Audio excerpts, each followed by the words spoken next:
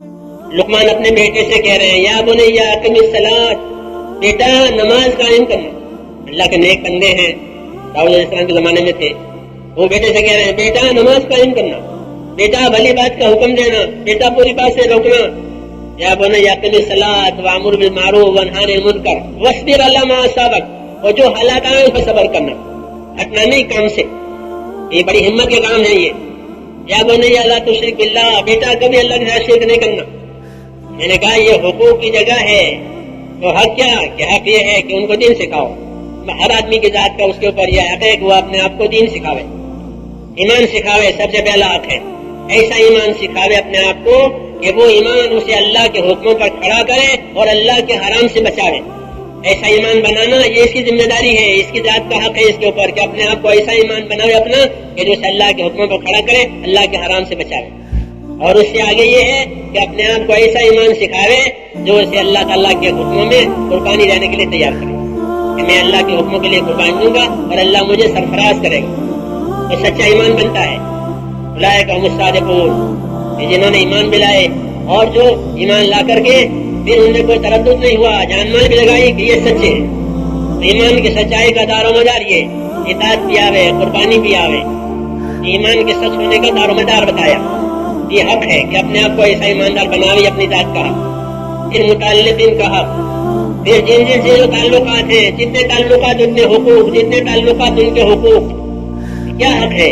احسان کا حق ہے اور ایمان کا حق ہے۔ ایمان کی بات بتاؤ، احسان کا سلوک کرو۔ یہ تعلیم کا اجمال ہے، مجمل اور مختصر۔ ایمان کی بات، احسان کا سلوک، ایمان کی بات، احسان کا سلوک۔ بیچ میں ایک بات اور ہے، اور بیچ میں کیا کہ انصاف کرو۔ ان اللہ یامر بالعدل والاحسان، اللہ تعالیٰ انصاف کا حکم دیں گے۔ جو اپنے لیے پسند کرو گے وہ دوسروں کے لیے پسند کرو گے، جو اپنے لیے ناپسند کرو گے وہ دوسروں کے لیے ناپسند کرو گے، اس کو انصاف کہتے ہیں۔ تو ایمان کی بات، انصاف کا برتاؤ، احسان کا سلوک، یہ محمد رسول اللہ۔ جب محمد صلی اللہ علیہ وسلم کی دعوت، محمد صلی اللہ علیہ وسلم کی معاشرت قائم ہوگی تو لوگوں میں ایمان آئے گا اور لوگوں میں انصاف آئے گا۔ انصاف کرنا ہر وقت ایسا ہے جیسا ہر وقت ذکر کرنا۔ غفلت کسی وقت میں بھی جائز نہیں، انصاف کے خلاف ظلم کرنا کسی حال میں بھی جائز نہیں۔ یہ ہماری دعوت، یہ تو ایک بہت معجون مرکب کی طرح سے، اس میں کتنی خیر چھپی ہوئی ہے۔ یہ صرف چلے کا نام نہیں ہے کہ چلہ تو ان ساری خیر کو جمع کرنے کے لیے نقل و حرکت کا نام ہے۔ ہم ایسی محنت کریں گے کہ یہ چیزیں پیدا ہو جائیں تاکہ محمد رسول اللہ والی بات سامنے آ جائے۔ ایمان بھی آیا، انصاف بھی آیا، احسان بھی آیا۔ اللہ تعالیٰ کو احسان پسند ہے، ہمیں احسان کا حکم دیا۔ اور احسان کہ احسان، برائی کے جواب میں احسان، عظیمت کی بات کہ برائی کے جواب میں احسان کرو۔ کسی نے برائی کی ہے تو اس کے جواب میں کیا کیا جائے گا؟ اس کے جواب میں احسان کیا جائے گا۔ یہ علم و ذکر کی تلقین ہے جو محمد رسول اللہ کے ذریعے سے آیا۔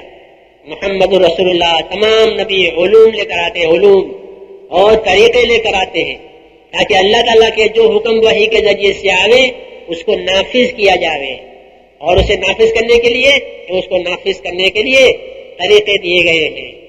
اس لیے اس محنت میں نبی والے طریقے زندہ کرنے کی بات ہے۔ اللہ کے عبادت میں بھی نبی کے طریقے اور مخلوق کے ساتھ کی معاشرت میں بھی نبی کے طریقے۔